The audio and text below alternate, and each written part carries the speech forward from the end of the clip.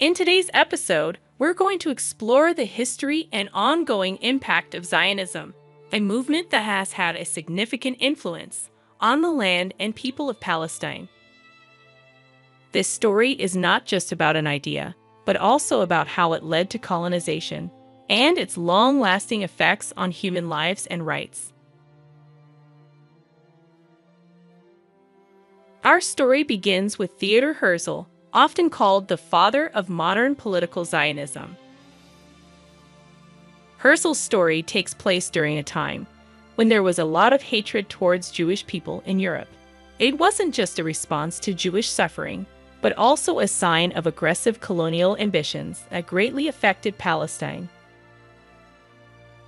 Herzl's ideas, shaped by the spirit of his time, later led to a movement with far-reaching and harmful consequences for Palestinians.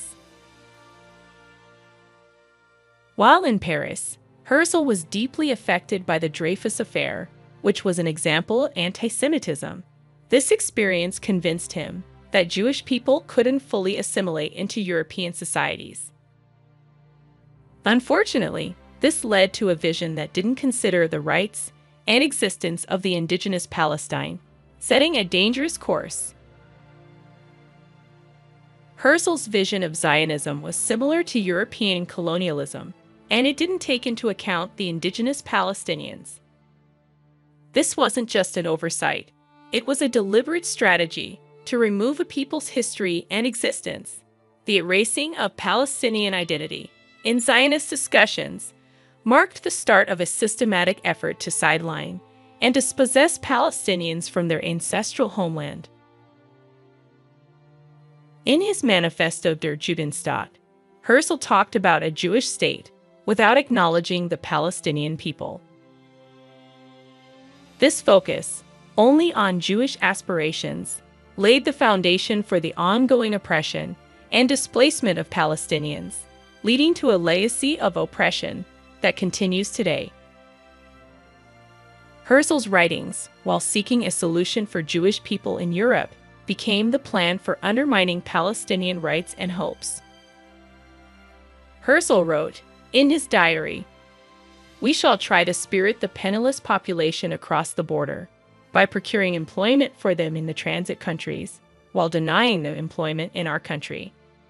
But the process of expropriation and the removal of the poor must be carried out discreetly and circumspectly."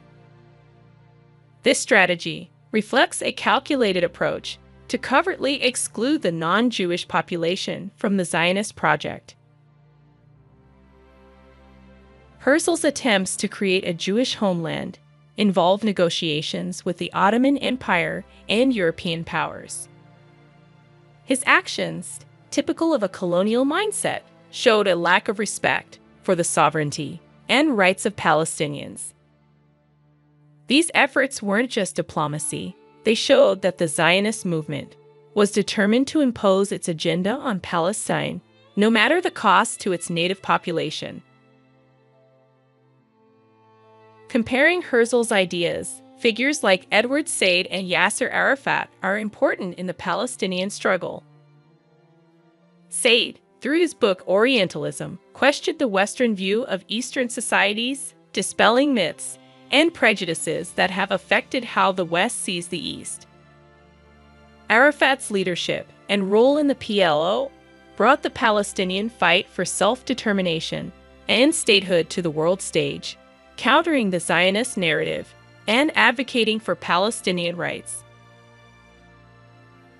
The international community's response to the Zionist project has ranged from strong support to a concerning level of indifference.